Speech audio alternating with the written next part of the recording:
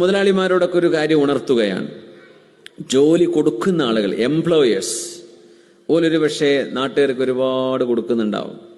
പക്ഷെ ആദ്യമായിട്ട് ഇവർ പരിഗണിക്കേണ്ടത് സ്വന്തം എംപ്ലോയീസിനെയാണ്.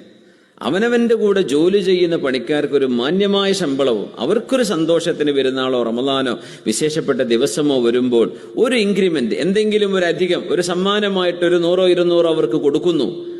അതുപോലും കൊടുക്കാതെ അവരുടെയൊക്കെ ചങ്കിന് പിടിച്ചു വെച്ചിട്ട് നാട്ടുകാർക്ക് ലക്ഷങ്ങൾ വാരി കൊടുക്കുക എന്ന് പറഞ്ഞാൽ അള്ളാന്റെ മുമ്പിൽ രക്ഷപ്പെടാൻ കഴിയില്ല. കാരണം നിങ്ങൾക്ക് കിട്ടുന്ന ലക്ഷങ്ങൾ ഈ പാവങ്ങളുടെ അവരുടെ വിയർപ്പാണ്. അവരുടെ വിയർപ്പിൽ നിന്നാണ് നിങ്ങൾക്കിത് കിട്ടുന്നത്. അത് നമ്മൾ ഏറ്റവും അർഹിക്കുന്നത് നമുക്ക് വേണ്ടി പണിയെടുക്കുന്ന എംപ്ലോയീസിനെയാണ്.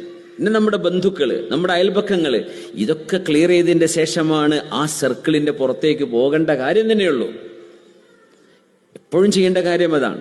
റമദാനൊക്കെ വരുന്നുണ്ട്. റമദാന് ചില ആളുകൾ എന്ത് ചെയ്യും, ശമ്പളം പകുതിയാക്കി കുറക്കും. എന്നാൽ പണിക്ക് കുറവൊന്നുണ്ടോ? പണിക്ക് കുറവൊന്നുമില്ല, ടൈമൊക്കെ അതേപോലെ തന്നെയാണ്.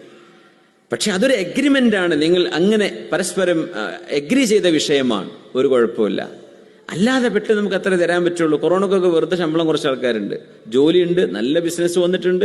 ബിസിനസ് ഇല്ല, തളർന്നു പോയതിനെ കുറിച്ചല്ലേ പറയണത്. അങ്ങോട്ടും ഇങ്ങോട്ടൊക്കെ മനുഷ്യന്മാർ അണ്ടർസ്റ്റാൻഡിങ് ചെയ്യണം, അല്ലേ? പക്ഷെ അല്ലാത്തതിൽ പിടിച്ചു വെക്കുക, സ്വന്തം